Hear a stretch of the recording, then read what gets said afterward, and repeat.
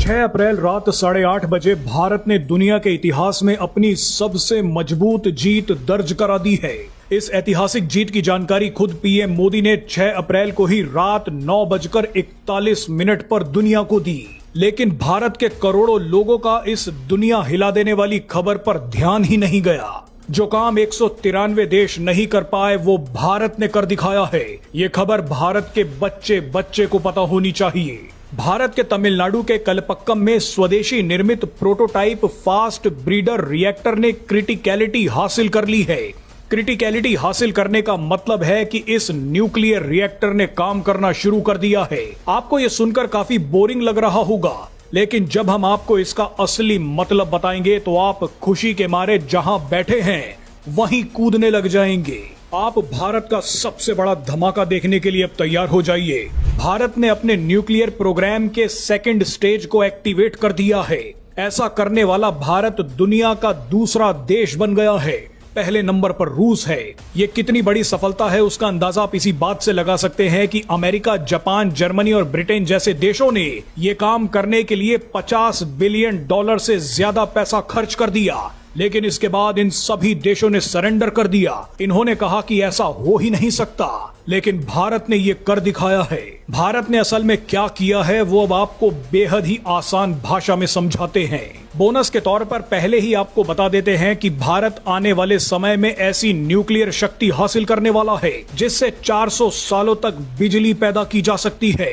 इसके अलावा भारत हर साल 300 से ज्यादा न्यूक्लियर हथियार भी बना सकता है। अब देखिए कि भारत ने तमिलनाडु में क्या खेल किया है। भारत का फास्ट ब्रीडर रिएक्टर क्रिटिकलिटी हासिल कर चुका है, यानी शुरू हो गया है। भारत हर साल तेल और यूरेनियम खरीदने में अरबों रुपए बाहर खर्च कर देता है क्योंकि भारत की फ्यूल क्षमता सीमित है। लेकिन अब सब कुछ बदलने वाला है। भारत ने जो रिएक्टर बनाया है वो कोई सामान्य न्यूक्लियर रिएक्टर नहीं है। इस न्यूक्लियर रिएक्टर में ऊर्जा बनाने के लिए जितना फ्यूल इस्तेमाल होता है ये उससे ज्यादा फ्यूल पैदा कर देता है। इसीलिए इसे फास्ट ब्रीडर कहा जाता है। 1950 के दशक में डॉक्टर होमी भाभा ने भारत की भौगोलिक वास्तविकता को पहचान लिया था। उन्होंने कहा था कि भारत के पास वैश्विक यूरेनियम का मुश्किल से सिर्फ 1 या 2% हिस्सा है, लेकिन भारत के पास दुनिया का सबसे बड़ा थोरियम भंडार है। भारत के पास दुनिया का करीब 25% थोरियम मौजूद है। लेकिन भारत के सामने यहाँ सवाल था कि न्यूक्लियर एनर्जी और न्यूक्लियर हथियार पैदा करने के लिए तो यूरेनियम ही चाहिए, तो ऐसे में क्या किया जाए। इसी कड़ी में भारत ने अपने थोरियम को यूरेनियम में बदलने का प्रोजेक्ट शुरू कर दिया और अब भारत ने थोरियम को यूरेनियम में कन्वर्ट करने की दिशा में सबसे बड़ी बाधा को पार कर लिया है। यानी आने वाले समय में भारत को अब किसी देश की तरफ यूरेनियम के लिए नहीं देखना होगा। भारत अपनी ही मिट्टी और चट्टानों से थोरियम को यूरेनियम में बदल देगा। आपको बता दें कि थोरियम चांदी जैसा दिखता है और प्राकृतिक रूप से मिट्टी, चट्टानों और समुद्री रेत में मिलता है। भारत के केरल, आंध्र प्रदेश और तमिलनाडु में थोरियम के भंडार हैं। ये कितना जबरदस्त पदार्थ है उसका अंदाजा आप इसी बात से लगा सकते हैं कि भारत को एक दिन की बिजली बनाने के लिए अंदाजन 20 से 30 लाख टन कोयला लगता है।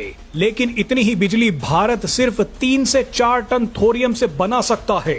भारत के पास अनुमानित इतना थोरियम है जिससे 400 सालों तक ऊर्जा बनाई जा सकती है।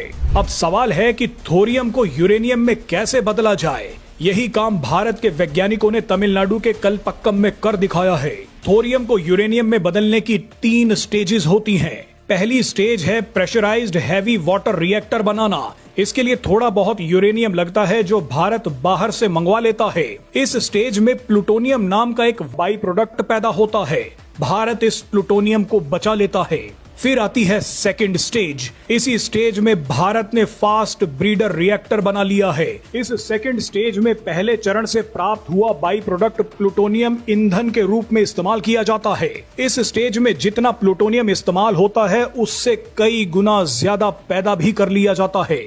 इसीलिए इसे फास्ट ब्रीडर रिएक्टर कहा जाता है। इन्हीं रिएक्टर्स का इस्तेमाल थोरियम से यूरेनियम बनाने के लिए किया जाता है, जो तीसरे चरण की नींव रखता है। थर्ड स्टेज में भारत विशाल थोरियम भंडार का बड़े पैमाने पर उपयोग कर सकता है। यानी भारत सबसे मुश्किल सेकंड स्टेज पार कर चुका है। तीसरी स्टेज पार करते ही भारत ऊर्जा के क्षेत्र में महाशक्ति बन जाए।